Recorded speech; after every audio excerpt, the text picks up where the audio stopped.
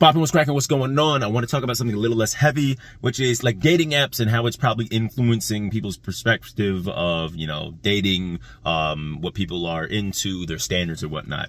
Real quick, friend of mine that's younger, they're starting college, they're like on their Bumble, their likes, female they are, by the way, they have like 650 people liking them. I saw that and I'm like, that's insane to me. Just, and she's not like a supermodel, just a regular girl. I think she's pretty, but 650 likes seemed absolutely insane. On my own dating apps, I've never probably, like right now, like the people that I haven't already swiped on, there's probably like 20 people right now.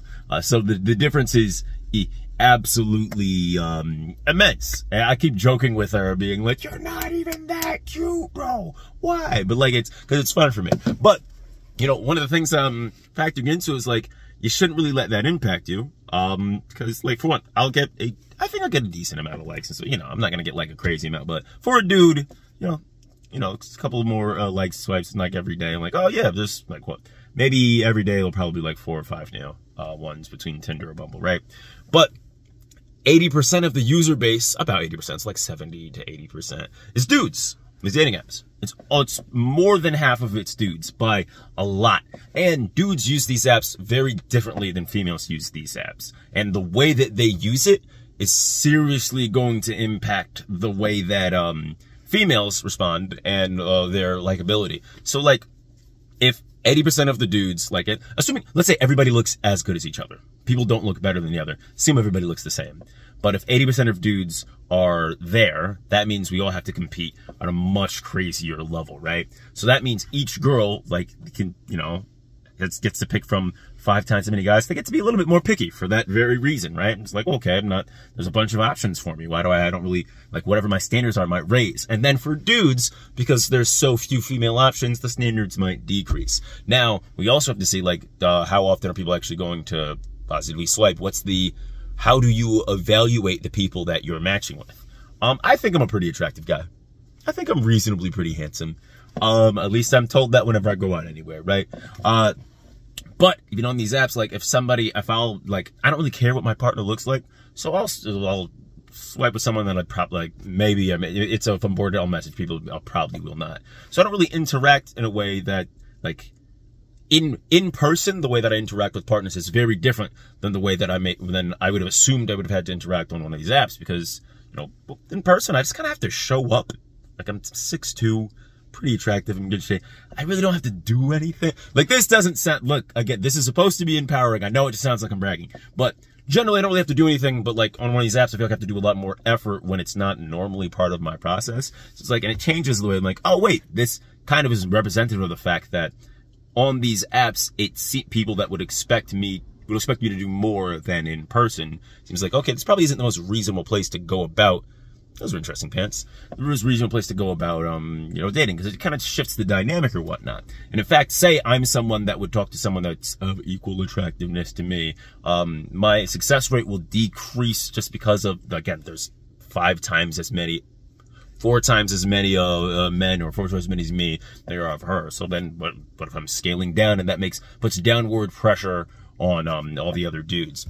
Saying all this to say that, like, looking at it in a numbers game way, you should be like, oh wait, even if you are very attractive, or you're average attractive, or if you're unattractive, these apps probably aren't the way to go, because there's 5 times as many options in a thing that you just look at someone's face and assess based on that. Do I want to sleep with this person, or am I attracted to this person?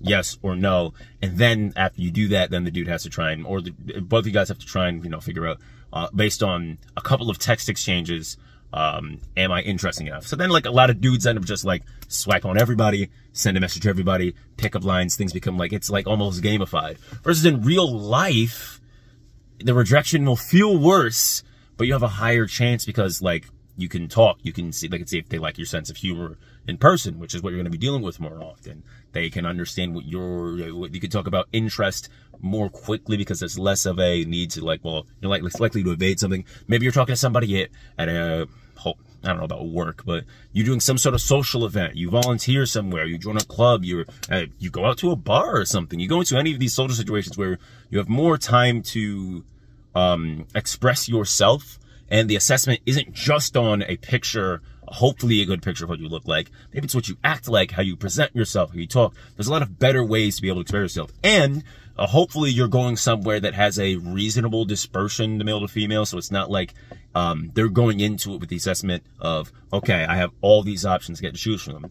Also, let's say when we're going to a lot of such situations, if it's not a bar, like if it's just somewhere where you're just interacting with large amounts of people, maybe the fact that there isn't pressure to decide, do I or do I not want to sleep with them, might actually increase, because like, oh, let's figure out if I can form a relationship with this person.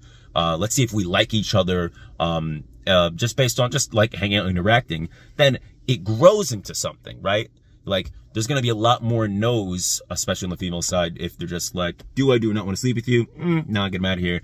They might decide other features make you want to sleep with you or have a relationship with you. Whereas dudes are very opposite, whereas like any person they see, like based on no information, yeah, I'll probably sleep with you. If there's some more information, it's like, maybe I actually don't want to be in a relationship or date you or whatnot. So like, the positive takeaway here is don't use these apps.